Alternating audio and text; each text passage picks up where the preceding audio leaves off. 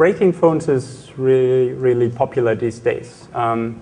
People exploit the software in phones. They exploit the locks of phones. They unjail it. They do all kinds of things to the phone that a few years ago you would be doing to a computer, since the phone now is a computer.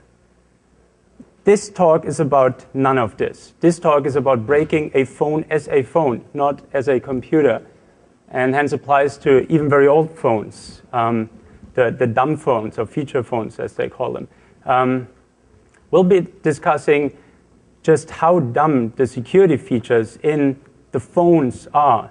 That little phone that also lives in every iPhone and every BlackBerry and every of the new smartphones. The phone that's used to make voice calls and send text messages. But that'll be the focus of this talk. And in the end, I hope to have enabled every single one of you to test the security of your own phone service. Since there's a lot of catching up work to do to bring phones up to the security they would deserve in this century.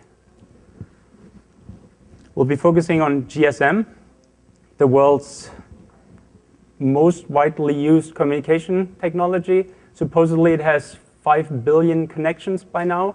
These are not all phones, but I think most of them are phones. So it's fair to say that the majority of the world uses GSM on a daily basis. So chances are there's a lot of sensitive material being exchanged over GSM voice calls, acknowledging that even back when GSM was first designed, it was standardized, was a encryption function, in fact several encryption functions by now, of which the very first one, A51, is still used today. Now that cipher was disclosed just a few years after GSM was standardized, way before GSM was popular at all, and shown insecure, at least by academic standards. It's not a strong encryption function such as AES, not even as strong as DES from back in the day. And that was already known 16 years ago. Now, ever since, academics have reminded every couple of years with a new paper of the insecurities of this A51 encryption function. However, all their breaks have not applied to GSM. They've broken the A51 cipher, but not the way it's used in GSM. So while academics had long written this off as a source for good papers, the rest of the world was really not affected at all. And after having heard that GSM is broken over and over again and nothing happened, people slowly started believing that, in fact, it was secure, since even as people that said they could break it, in fact, could not. And now, 16 years later, we can, and that's what this talk is about. We'll be talking about mostly two things. We're talking about this A51 encryption function and how to actually break it in a way that does apply to GSM. And then we're picking up this challenge that the GSMA presented to us last year, where they reminded us of the fact that even if we can break an encryption function, that doesn't automatically mean that we can do anything to GSM data without the means to record the GSM data, to decode it, and to convert it into any usable format. And all of this will be added today.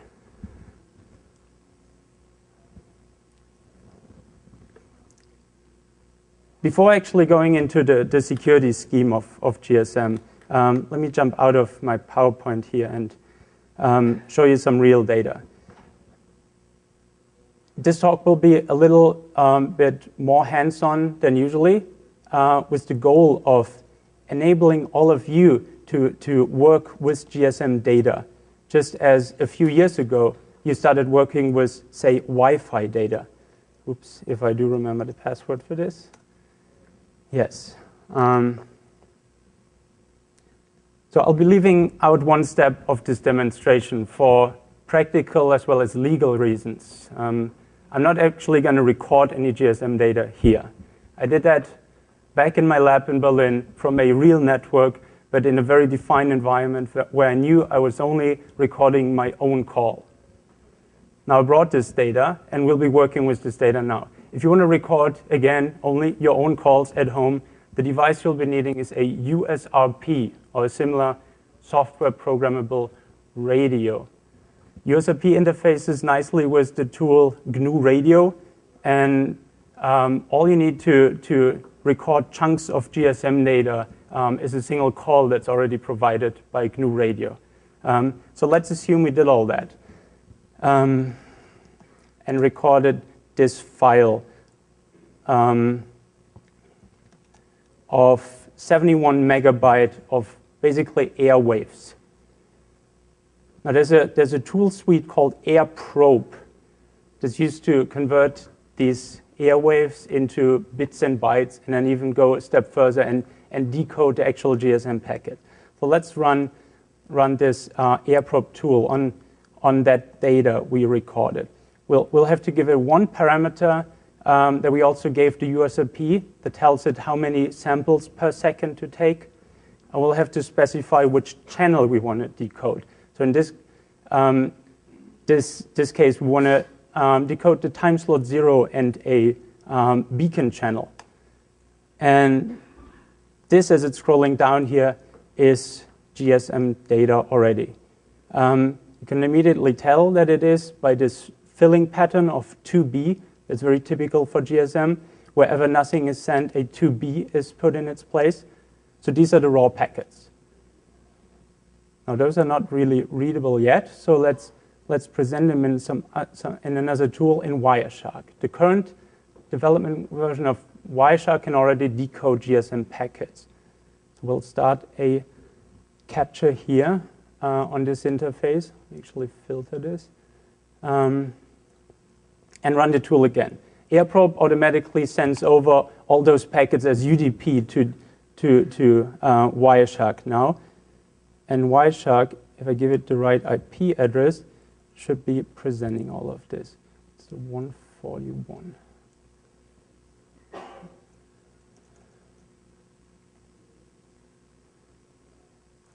So this is the GSM data that just flew by as hex numbers. As I said, this is a beacon channel, so it's the channel on which the cell broadcasts its existence. There's always traffic on this channel, even when the cell has nothing to say. It's a very periodic pattern consisting of, in this case, 6 or 8 paging requests, then the system information messages, again, paging requests, the system information messages. These system information messages contain information about the cell. So here's where the cell advertises itself. In the second one, for instance, it points to a list of other cells of the same provider that you could also be using if the signal is too weak from this cell. In the next one, it is advertising its location, its country, its service provider, and its actual cell number. Right? Well, location number. It's a collection of cells. Now, in between all of these, there's these paging requests. And they're usually empty, since they have to be sent periodically, but if nothing happens, there's no identity given. Sometimes something will happen. Let's see. So here, there's a TIMC that's being paged. So actually, something did happen in this packet, and the others are just empty.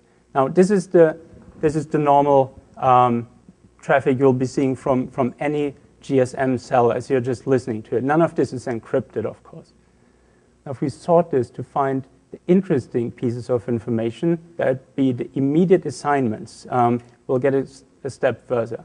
Immediate assignments are sent when something is actually supposed to happen, as in a voice call starts or text message is being sent.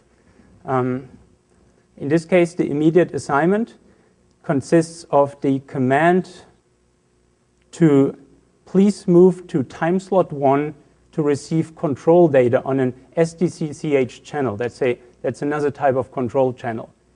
And it does have a reference, so the phone knows that it's meant to jump to this control channel. So this one phone will now hop to another time slot in that channel and start receiving control data there. Let me clear that here, go back to our air probe, start the same command again, but with a different parameter. So we said time slot 1 is a SDCCH now. I am outputting a little bit more data here. That'll be needed for the key cracking later. Let's just jump back to the Wireshark and see what's being sent on that control channel. This control channel has a few really empty frames.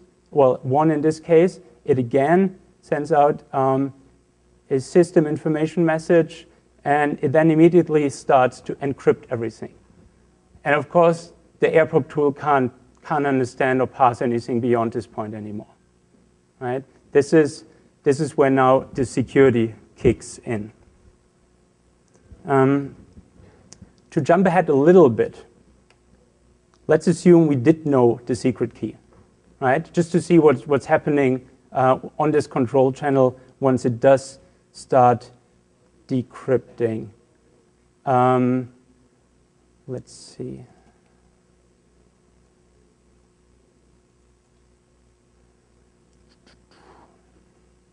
So I did crack these before, of course, and this is the secret key I got out of it. So if you pass this secret key as an added parameter to the air probe, it now decodes the encrypted packages, being all of these, following the first 4 that were not encrypted.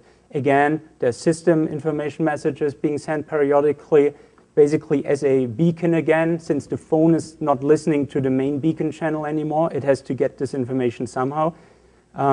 There's a setup message that gives the caller ID of the person calling this phone. This is now being sent encrypted. And when I do my analysis, this is where I verify that, in fact, it was me calling my phone. So I can safely decrypt the rest and not interfere with anybody else's data. And then the only other interesting piece of information in here is yet another assignment command where it tells the phone to move to yet another channel for a traffic channel. This is where the actual call then happens. So it jumps twice, right? And so to not jump ahead any further, let's keep it at this. We'll look at more data a little later. Now here's the way that the security is supposed to work, or does work, just not too strongly in GSM.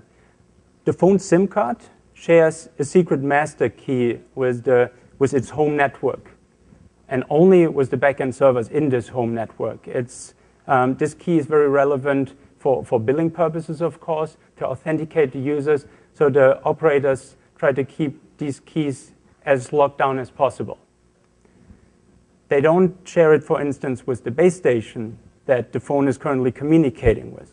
The base station instead gets a session key assigned from the home server of the phone.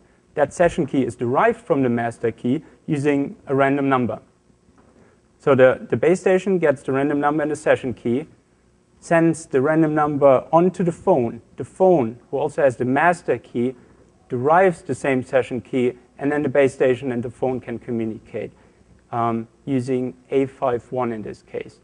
And that's exactly the encryption function we want to break, or at least test whether it is breakable. And as I was saying earlier, A51 is academically broken, that is on a statistical level shown to be insecure if you have vast amounts of key stream. However, the way it's used in GSM with just a very small chunk of key stream, it's not attackable. Instead, we have to resort to generic attacks that could really break any encryption function if the secret key is small enough. Now with A51, the key is small, but just a little bit above the practical barrier for straightforward, naive, say, brute force attacks. 64-bit key would take you a while. Straightforward implementation, about 100,000 computing years on a standard PC, or 1 year on 100,000 standard PCs rather. So that's not much compared to the trillions and trillions of years you'd need to break RSA or AES, but still out of the reach of most people. Which is why we need another approach towards breaking this. And the key here are time-memory trade-offs. And the idea leading up to time-memory trade-offs is a codebook. A codebook works the following way. You compute a data set where you know that some data item will be encrypted every time you see a conversation. So you take this data item and encrypt it under every possible key and store this in a table, along with the key you used to encrypt it. You sort that by the encrypted data package. Now, next time you see a data package, this encrypted data package on the air, you just use this lookup table to find the key that encrypted it. Easy enough? Again, that works for small key ciphers, and A51 is just a little bit above where this becomes impractical, since just writing out this table is somewhere in excess of 100 petabyte. So Google may be able to do it, but we are not. So we need to do two things to make this practical. First, we need to be able to compute this data set much faster than 100,000 years. And then we need to be able to store it in some compressed form in a much more practical than 100 petabyte form. Right? And that's the two dimensions of improvement that I want to discuss with you now to show you the process leading up to then actually decrypting a GSM phone call. Let's focus on the speed of generation first.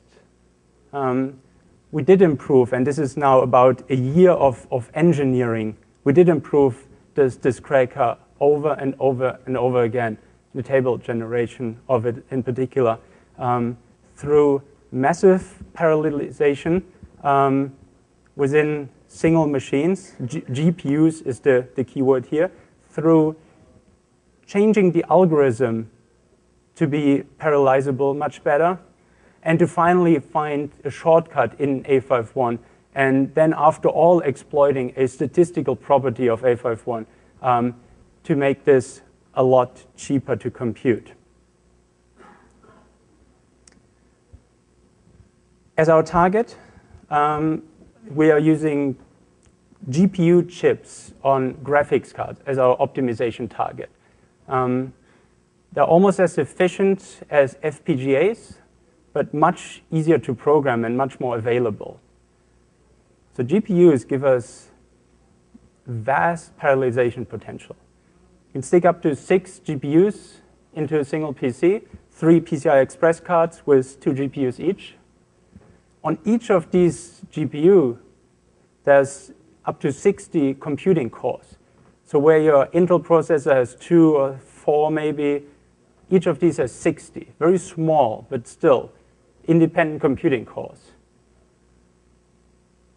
And to further increase the level of parallelization here, we apply a technique called bit slicing, where you are taking chunks of data from several data streams, stuff this into one data word, and have an operation be executed on the entire data word. So it's what back in the day was called multiple data single instruction. That same idea in cryptography is usually referred to as bit slicing. Taken to the extreme, you just take a single bit of each of your data streams and stuff all of this in one data word, which can be up to 256 bits. So really in a single instruction, you're doing something to 256 data streams in parallel on each of your 60 cores, in each of the 6 GPUs in your one computer. So there's really 100,000 computations going on in parallel while we are computing these tables. Almost the same degree of parallelization can be reached for the cracking phase. Not quite as trivial to implement, though. For the generation, this was fairly straightforward, since the since the computing streams are independent of one another. Now this is the dimension in which we optimized for parallelization. Now I said we did also use one statistical property of A51 to further optimize this. And I believe nobody else is exploiting this yet. There are commercial A51 crackers on the market, and just from the price, the power consumption, or resource consumption, it appears that nobody is using the shortcut I'm about to describe. A little bit of background. So most stream ciphers back in the day were built from linear feedback shift register.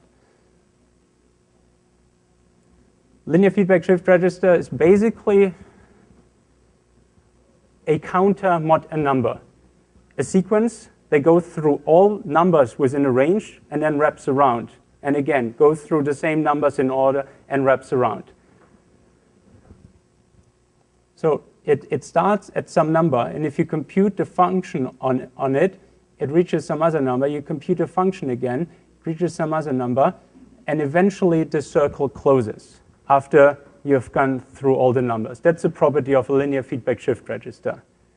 So if A51 was built from one, this circle would have a size of 2 to the 64 numbers until it wraps around.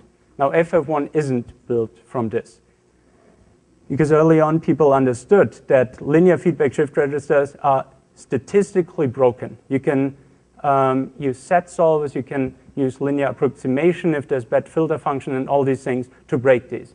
So this is disqualified to build a stream cipher on.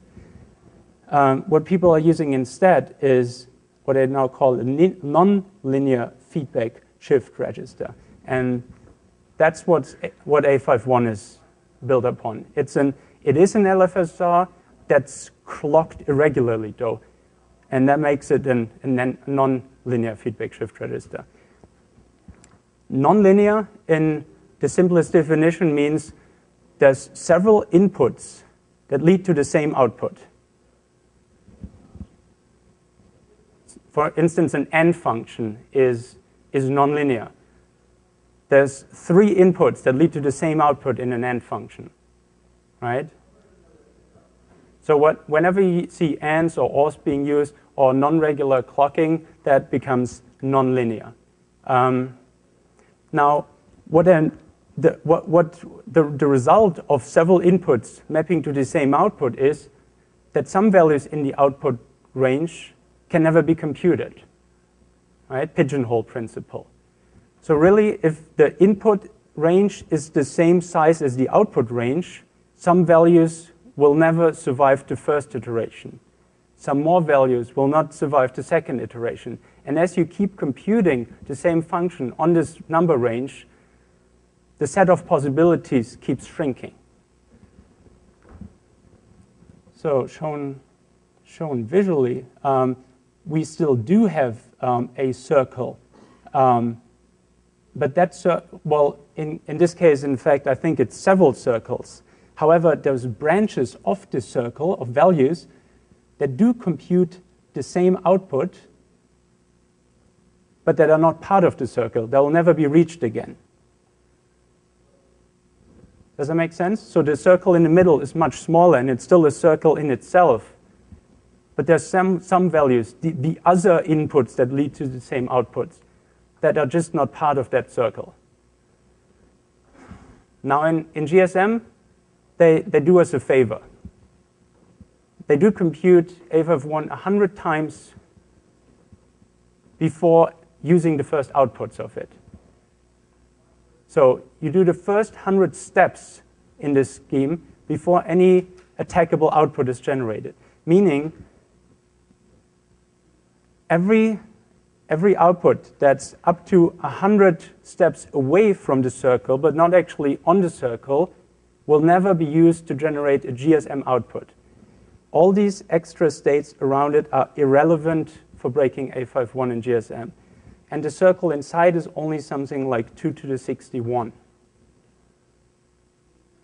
So that's an 8 times improvement of both attack time and storage, meaning if you keep your storage constant, you're improving by more than a factor of 30 your attack time, right? And that's a statistical vulnerability of A51. Some newer ciphers, they intentionally use a larger state size than the secret key size, acknowledging the fact that in fact their state will collapse onto some smaller number. And in fact, even some ciphers that are used by GSM phones use this, but not A51. So we can exploit this much easier than we thought. And in fact, we only added this improvement after our Rainbow table release in December. So we computed a completely new set of tables during the months of April on merely 4 computers that's now available on BitTorrent as of today.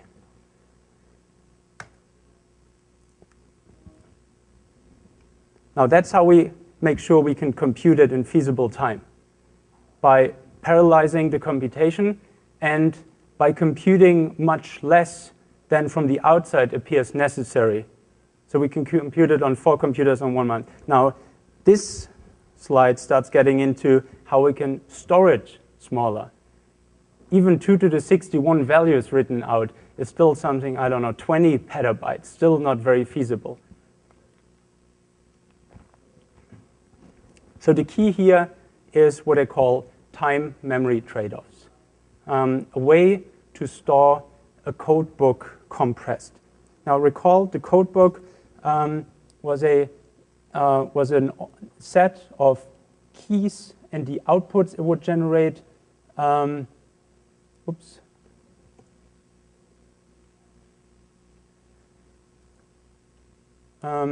Ordered by that output. We want to be able to store this set much more compressed so it would fit on what we can share over BitTorrent, in this case 2 terabytes. Or that we can at least share over postal mail, which is how we've been doing it so far. And here's how we would do this. Instead of computing just one hop from one key to the output, we're computing several hops in a chain of computations. So each of these Ks is an A51 computation. Of these chains, we only store the very first and the very last element in the table. So if this table still covers all the 2 to the 61 values, the wider the table becomes, the less you have to store, since it's shrinking in height. Now that's the one side of the trade-off. You gain space and efficiency. Here's the other side of the trade-off. In order to find anything in this table, you may need to compute a large number of A51s. Say on your air interface, you're seeing this value. You didn't actually store this value in your table, so looking it up in this table returns nothing. You don't give up though, but rather compute A51 on it, reaching this value. Again, you look it up in your table and you find nothing. You keep computing A51 on it until eventually you do have a value that is stored on in the table, and that points you to the correct chain, and starting to compute that chain from the beginning leads to the secret key that generated the value you saw. Now, the longer these chains become, meaning the more space efficient you are, the longer you may need to compute A51 on it to find it. So that's the time-memory trade-off, right? Now, this straightforward approach does not work for 2 reasons. First, just statistically speaking, you'll never cover all 2 to the 61 values in this table, because remember the circle where all the values wrap around. Many of these chains will overlap in parts. And as you keep adding chains to an already large data set, chances are you're only creating more redundancy rather than adding more values. So that's the one thing that makes this impractical. The second is the speed of hard disks. For this to work, the chains need to be something like 1 million long. Now, computing 1 million A51 computations on a CPU is no problem. That's a split second. However, going to the hard disk 1 million times, asking, did you find this table? Did you find this in the table? Did you find this? That becomes a major bottleneck. So we need to optimize it statistically to avoid collisions as much as possible, these mergings of chains that only create redundancy, and we need to optimize it for the hard disk not to be a bottleneck anymore. Now, this is addressing the second point, the hard disk bottleneck. It's a technique called distinguished points. In distinguished points, you're only storing on the hard disk end values that match a certain criteria. In this case, the second half of the bits is all zeros. Now, instead of computing chains up until a certain length, say 1 million, you're computing them up until hitting exactly this statistical criterion, and then then the chain is finished, and you start the next one. By tweaking the parameters for this end criteria, you can again decide the average chain length, so that hasn't changed. But when cracking now and seeing a value on the air, you keep computing A51 on it until you find a value that matches your distinguishability criteria, and only then you go to the hard disk. So you've removed the hard disk bottleneck. The CPU time is still the same. That's distinguished points. A fighting idea in cryptographic circles is called rainbow tables. And rainbow tables do remove the problem of redundancy after collisions. Rainbow tables are the idea of computing a slightly different function in every link of your chain. They're all still derived from A51, but maybe with a different number XORed for every color of the rainbow. And when doing that, collisions such as these will not lead to the same chain anymore, since the function you compute on these colliding values is different in the next round. The only case where redundancy is still created is when the collision appears in exactly the same column, in the same color. But if these are 1 million links long, then you just decrease your probability of collisions 1 million times. And that's good enough for it to be practical. Now, as I said, distinguished points and rainbow tables kind of fighting as ideas. We just did both. We don't care that there seems to be an ideological war between them. We're combining them by computing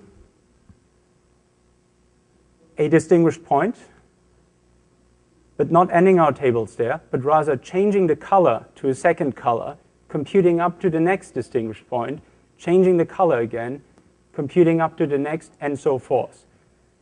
For the optimization scenario that we wanted, 2 terabytes of hard disk, crackable in much less than a minute.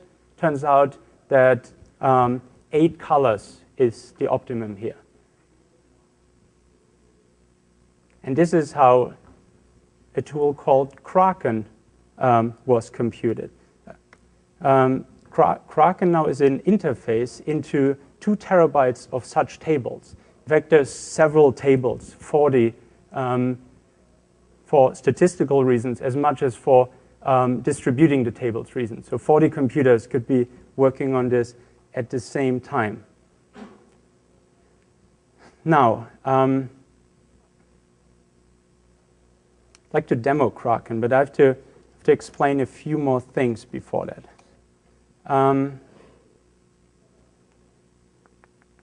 Let me go back to the Wireshark. This was the last packet that we saw from the phone in the already encrypted channel. And this packet has really no data in it. It's more or less a keep alive packet for another channel that's piggybacked on this channel. So this other channel, because there's nothing to say during the call setup, just sends a keep alive message at the end of this. In fact, there's several such messages through this channel. This one is one, and this one is one. So there's at least 3 messages that basically say nothing, meaning they are predictable. Even when they're encrypted, you know what these messages are, or what they're supposed to decrypt to. Now, knowing that, and in fact, I did of course, run this over a couple of my own conversations where I knew the key. Some phones just tell you the key if you nicely ask them using the right tools. So I asked them, I decode a couple, and it looks like that the conversation is almost exactly the same every time you make a call, with of course the exceptions of the caller ID is different, the channel that's assigned is different, but these empty messages are always the same. For instance, this 03031, 03031. So the last packet all seems to be the same every time. Now, given a call that's encrypted, and let me generate that data. So I'm again running this tool, but without giving it the encryption key. Given data from such a call, oops.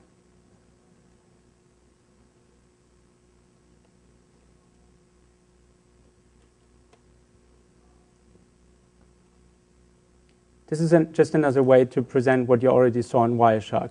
Here the packets you can still decrypt. That's the unencrypted ones. There was 4 of them, I think, or 5. There are 3, 4, and then it stops. Now it can't decrypt anymore. So there should be 7 now, 7 packets that are encrypted. On this cell, with this operator in Germany, it's always 7. Maybe sometimes 8 if there's another system information messages interleaved. So there's 1, 2, 3, 4, 5, 6. This should be the last one, 7. Maybe it's 8 in this case, as I said. But this definitely is not 1 anymore. There's a 1 missing here. So it didn't properly decode. It's just junk on the same frequency. So this should be our last package.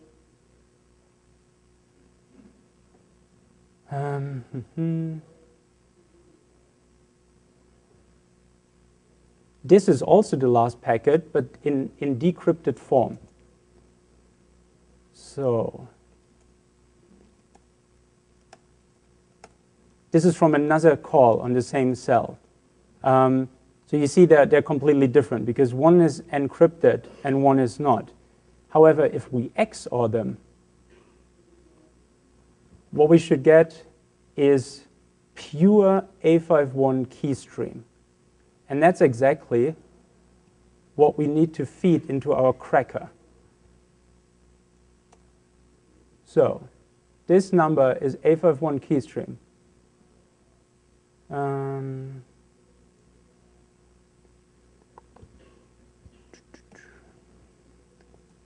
It's a tool called Kraken. It was released last week.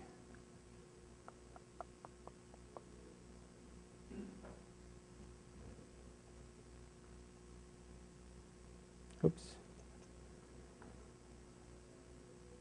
Now, I hope I'm not boring anybody. I just want to walk you through all the steps so you can actually repeat this if you wanted to.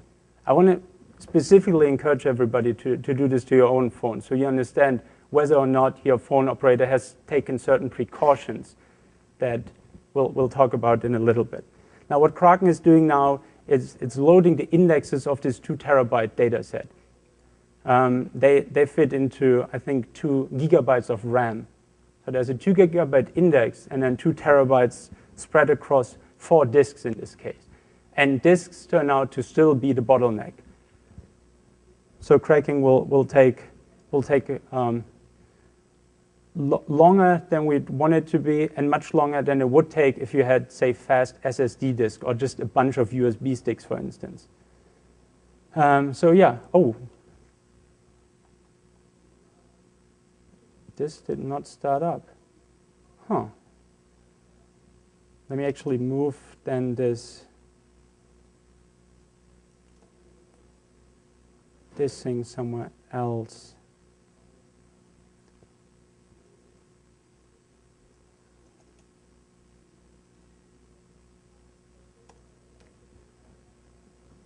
Yeah, there's two backends. There's one running on a CPU and one on a GPU for cracking. Now, since the hard disks are the bottleneck, the GPU isn't all that much faster than the CPU anyway. And after moving this file now, it will use the CPU.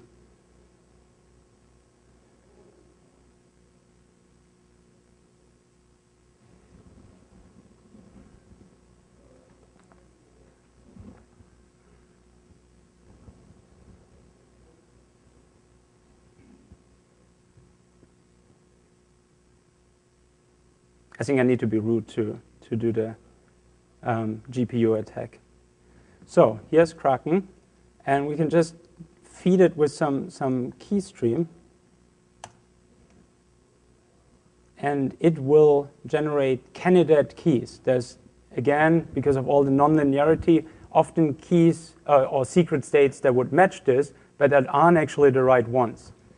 Now, I already know that the first round doesn't give a result here, but since we have 4 tries for just this one packet, and there's several packets, of course, I think the third one did actually crack this here. So let me already prepare the third one. So now I'm XORing again what should be in the packet with the data we saw over the air. The second candidate here. Kraken is still cracking. Yeah, on the CPU it does take a little longer.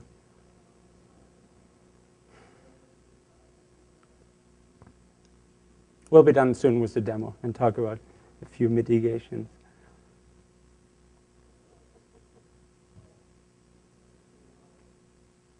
Now this could be running on my laptop. I just don't have a 2 terabyte disk attached to it. But if you had an SSD box or several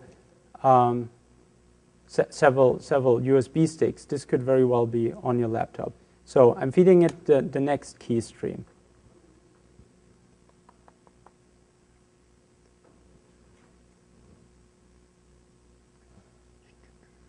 And I'm already preparing something else here because we will have to test whether it's the right key still that it finds. Oh yeah, so it did find something already. It sometimes keeps spitting them out as it goes along. So what this did now is take every subsection of 64 bits in this long string and try to crack it. Now in this case, it was successful at position 8. So 8 bits over from the beginning, it did find a 64-bit segment that matched a key it had stored in its data set. Now, can I actually cancel this? No. Well, it wants to run till the end. OK, here we go. So to verify, can you all see this? This is a little bit at the bottom, huh? Yeah. To verify that it is the right key, there's another tool, and this is really the last one. We didn't make this too usable to keep it away from the script kiddies, at least for a little bit. So you still have to move a lot of data around manually. None of this couldn't be automated, though. So to verify it, we need to tell it what packet we were actually attacking. That's this number. Oops, what am I doing here?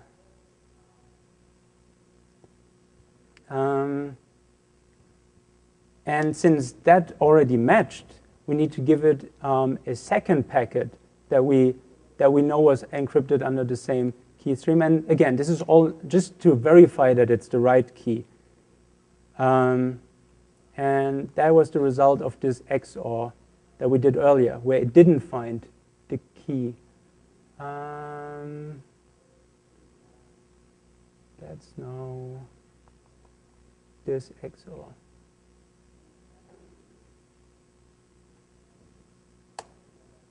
So it did find a total of 5 keys that could have gone into the whole process, this 100 times clocking and so forth. And only one of them, of course, matched the packet we were feeding it. Now this, of course, turns out to be the same key we were using earlier to decode the control data. right? So we did just crack an AFF1 key here.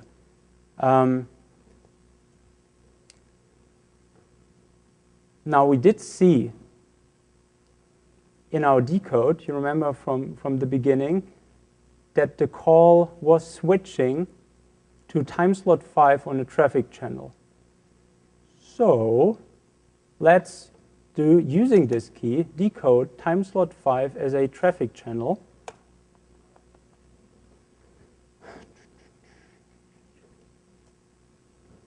And this should have given us this file. Just generated this file. I can delete the file again, just to show you that it actually did just create this. So there it is.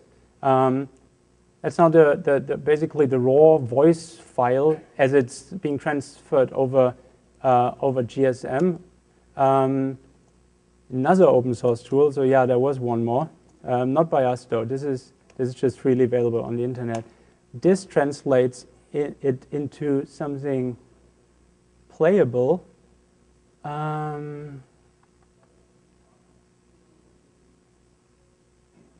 They can then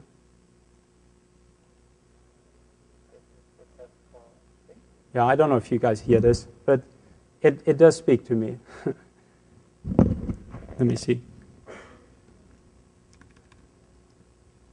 Oops. Well, I don't know if you heard this. Let me turn this up.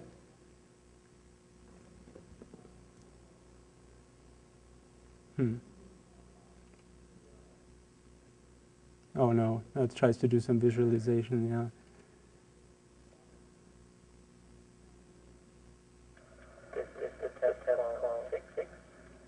Well, now it was echo. But in any event, we just replayed a GSM call we captured from the air.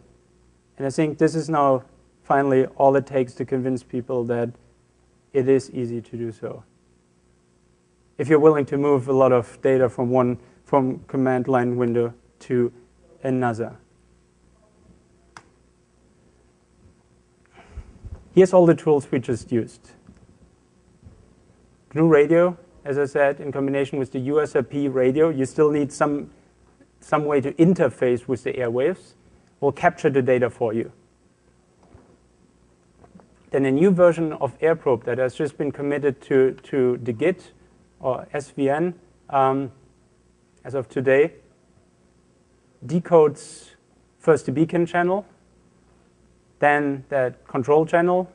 It will tell you these packets are encrypted, I can't decode them. You feed them to Kraken, it cracks the key for you.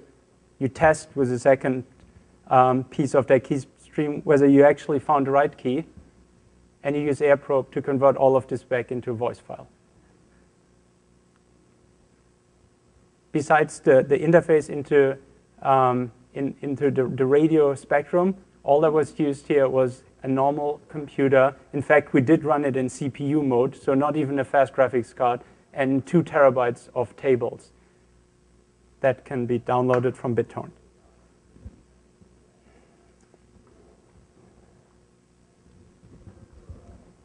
This attack can be done from surprisingly far away.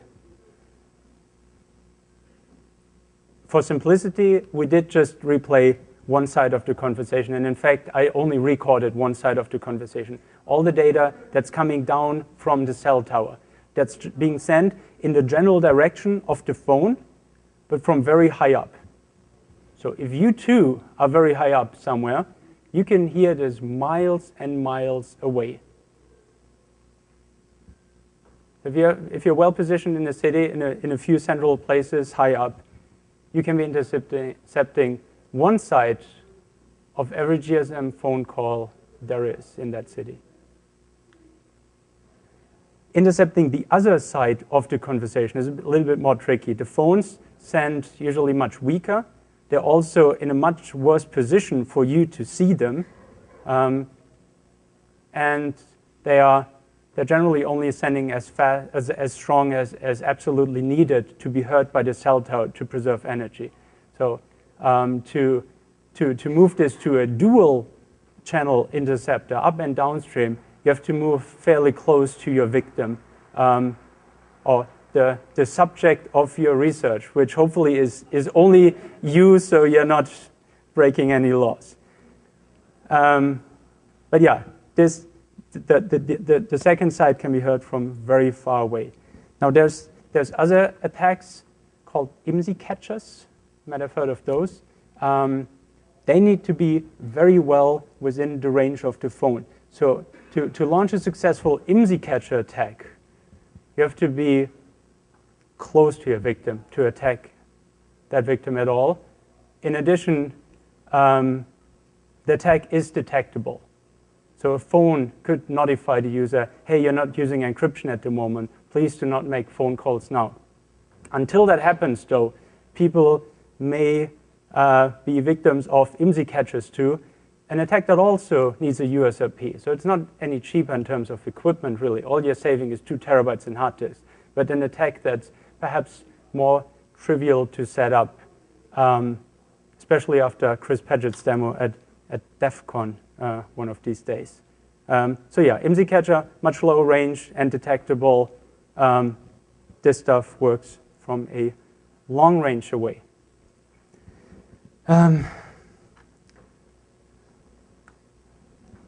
One more slide with technical details before we can actually talk about what needs to be done to make this go away, this threat. We're relying on 2 assumptions here to be able to crack this. First, it's using this decade-old cipher with only 64-bit key and the added statistical weaknesses that make it much easier for us to break. That's one assumption. The second assumption is the phone is sending predictable data in a control channel. If there hadn't been the 7th packet, and in fact 4 others had disappeared too, we would have had a much harder time breaking this. And if there's no predictability at all in the data, perhaps we can't break it anymore. Now these are all the packets that we know of are predictable. They're either going up or downstream. They either send once or periodically. But generally, all this data would not need to be encrypted because it's known anyhow to everybody who cares and doesn't care. We just broke, by the way, a mobile terminated call, and we did look at these LabDM packets. Now, all of them are predictable, of almost all of them. If I go back to the raw data here, oops. Oh, gosh. Let me actually show that in the Wireshark. Almost all of them are predictable, like this one, because of the filling pattern at the end. This packet, where does it actually start? This packet, which we broke, contains as data 030301, and the rest is nothingness. It's 2B, GSM's idle pattern. Now, this pattern does not need to be there. Nobody's using it. This is extra information that could very well be filled with randomness, right? Same with a couple of other packets. This packet is almost all nothingness. This one is too, and so forth. A few packets, like the system information, they are filled a little different. In this case, for instance, with a lot of zeros, but it still seems a lot of redundancy here that could very well be filled with random data, right? So pretty much everything that we can use to leverage our attack is unnecessarily easy to break. Exactly these 2 Bs and the zeros up here, which led to GSMA, the umbrella organization of the GSM operators, to standardize 2 years ago that these 2 Bs should go away and be replaced with just random junk. Now, do you think this tiny software patch, that's very comparable to the patch Dan Kaminsky called for in DNS 2 years ago, where he just wanted static numbers or counter numbers to be replaced with random numbers. Do you think that has been implemented anywhere? We have not seen it. Tiny patch, replace 2B with a random number generator, software only, and still it's not being seen in the wild. So now that you all understand how to test whether you can crack your own phone calls, please do so and put pressure on your operator to install this software patch. It will defeat not just our cracker, which is a research tool, but in particular also the commercial crackers that are already out there and have been cracking politicians and businessmen's phone calls for many, many years. So please put pressure on the operators for this to happen. It has been standardized. Oops, this is wrong, this number. This is just the filler. On our website, the right GSM specification is linked. Everybody should be doing this. Of course, the phone companies should be doing this too. Say BlackBerry, for instance. This phone is sending a predictable message. I think just one, really, the cipher mode complete. And as I said, it's hard to intercept because it's coming from the phone, but still, the phones too should apply this software patch so that there's no predictability in GSM anymore. And then the crackers would have a much harder time exploiting the cryptographic weaknesses, right? As a wrap-up or a prediction into the future a little bit, I think this is the start of something, not the end. For us, it's the end of a year-long research project. We have achieved everything we wanted. We've shown that this can be cracked, and now we'll give it to the community. For you, it's a start to now be testing your GSM service as much as you're testing a Wi-Fi network before connecting to it. Hopefully, you're doing this. You are looking whether you're using web or WPA encryption. You're looking whether the key is predictable, all these things. Start doing that for GSM too, and make sure you control them, that they do install the software patches that are overdue for 2 years. Now, besides our project, of course, there's plenty others that have been kicked off in the GSM space over the last months and years. People are now able to emulate or operate entire base stations, one of which will be used as an IMSI catcher demonstration at DEF CON. We are able to do basically the same, the full emulation and operation on the phone side, which has already led to some interesting results. What happens when you fast test a critical infrastructure? Of course, these have never been fast tested during production, and there has never been a tool, an access path into these networks. Now you have it. Download this, install it on a $20 Motorola phone you get on eBay, and start changing random things. Chances are you will be crashing some critical infrastructure. Now, so don't do it unless you're operating the base station yourself, of course. Now, there's some other interesting works going on in the GSM space. For instance, privacy intrusive attacks. GSM as an ecosystem shares a lot of data across the whole world with every telco out there for roaming, for billing, all these things. Some of that data is exposed to the internet and can be used to perhaps track every single one of you. I'm not going to get into this because the talk following this talk, I think even in this room, we'll be discussing this topic. So there's lots of GSM research kicking off, and it looks like the rate is accelerating. So join in and start your own GSM project. We have a couple minutes left, I think. Let me just point you to the people I want to thank here that have all contributed majorly over this past year to improving AirProbe as much as building this cracker. And of course, thanks to NLNet, who funded this work into a GSM debugging tool.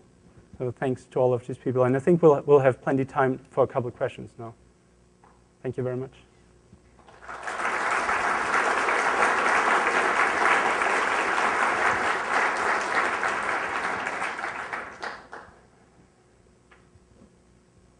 oh, this is the URL to find all the links to the Gits and SVNs and all that, the srlabs.de.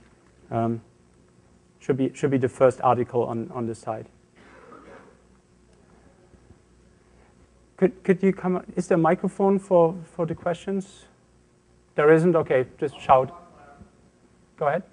Do the various different GSM frequencies have any impact on the signal strength of the caller to be able to capture that part of the conversation? Does what have an influence? The various different GSM frequencies. You know, there's the Oh. frequency, which is, I think, the worldwide one, and then there's others that are more used to the US. Right. So the question is whether it makes a difference on intercepting a call, whether it's on what the 900 megahertz band or what the 1800 megahertz band. I think the 900 megahertz band has better propagation characteristics. However, once the phone notices that it has better propagation, of course, it's going to tune down its sending power. So it should level out all the same, right? One topic we didn't touch on at all is 3G, of course. 3G, the holy grail of security for cell phones. Now, 3G is great. It is mutual authentication. It has a better encryption function.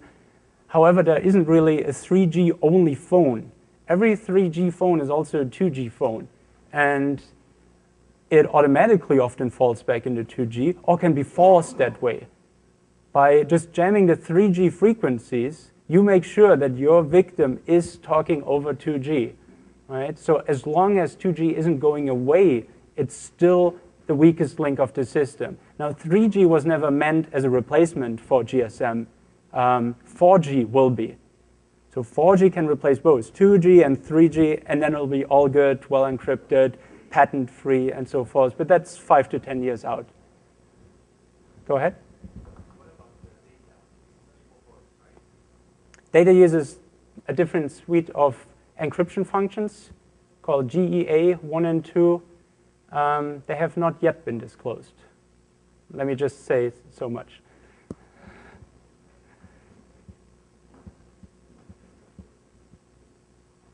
Go ahead. Could you say this louder? Sorry. Can SMS also be cracked? Yes and no. It just depends on your phone and your network operator's settings. To an old phone, SMS will be delivered through GSM. To newer phones, sometimes they will be pushed over GPRS, which is what nobody knows how well it's secured yet. Go ahead. Is there a way to test our networks without downloading 2 terabytes worth of data? If you're serious about it, you can just send me the packets you extract, and I'll help you extract the keys. Sure, yeah. Most of this, though, the predictability, for instance, you can already test without cracking anything, right? So all the packets that were sent non-encrypted, these in the beginning, they too have the filling pattern. So given a USRP, suck down some beacon channels data, run the airprobe tool on it, and either there's all these 2Bs running across or there aren't, right? That's the first strong indication whether they have done anything about it or not. Sure. In the back?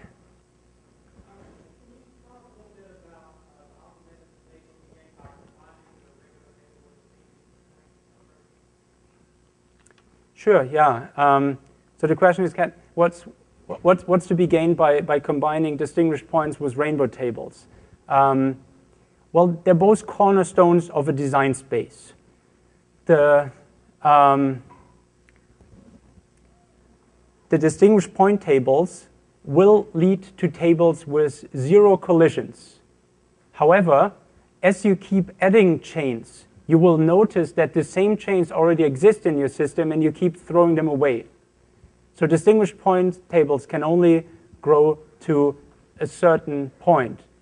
Rainbow tables, on the other hand, can grow much, much larger. However, they're much more costly in the cracking time, because you can't just start in the middle of a stream and compute to the end. You have to compute each color individually, And in fact, the cost scales exponentially with the number of colors.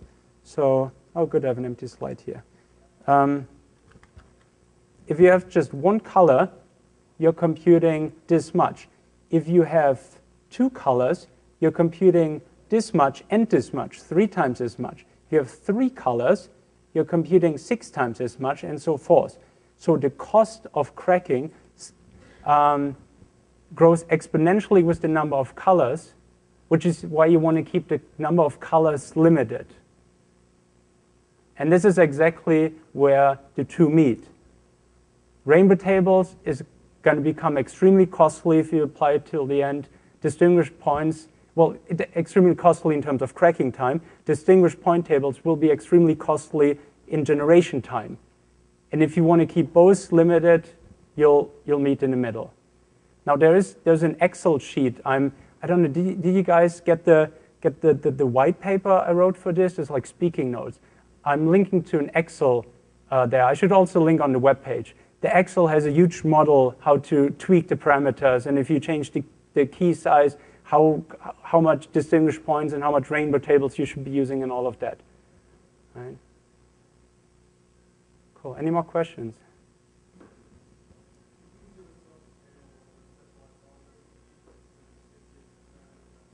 Oh, none really. Well, you need more than a computer just to record those airwaves.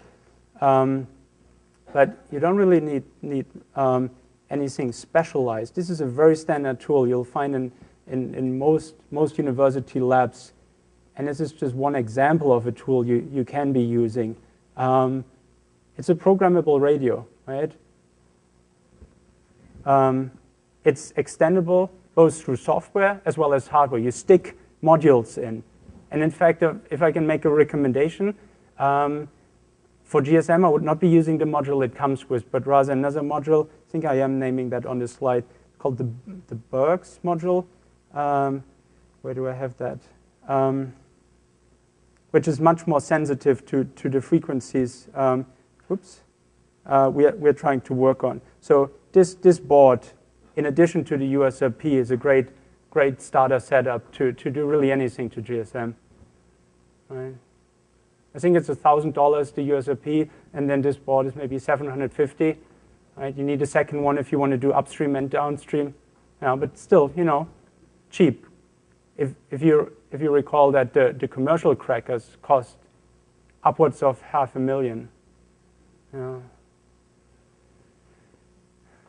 Any more questions?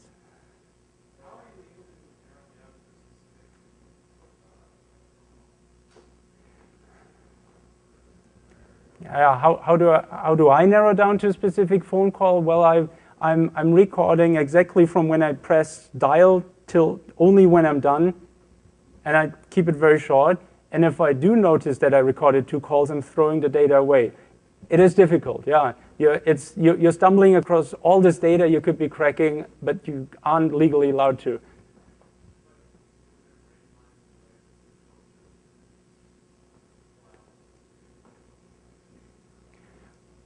Oh, how do you identify the needle in the haystack? Yeah, that's a good question too. So the phones are addressed by an identifier called the IMSI. It stays the same across the lifetime of the SIM card. So it identifies the subscriber. However, the network will assign another identifier to an IMSI as soon as it connects to the network. So either you get lucky and you see this assignment, then you know the relation, or you do something like you're sending a silent text message to your victim. That way you see what TIMSI receives the text message, and you'll be narrowing down your efforts on that TIMSI, right? But yeah, especially in a city like Berlin, it was hard to not stumble across anybody else's data. There's so much going on these frequencies. Yeah, any more questions?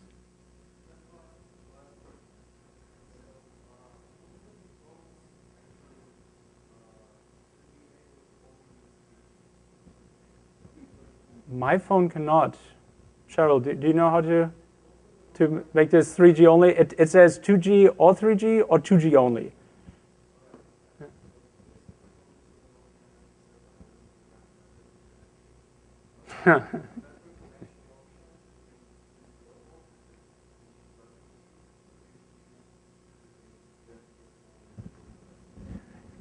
Sure. No, I like that solution. If I could do this to my phone, I probably would.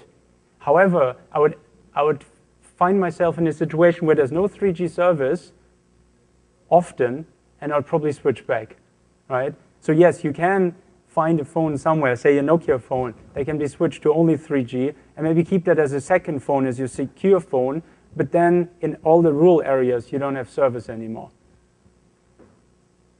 You know? Even right here, I don't have 3G service, right? GSM perhaps penetrates these walls better than 3G.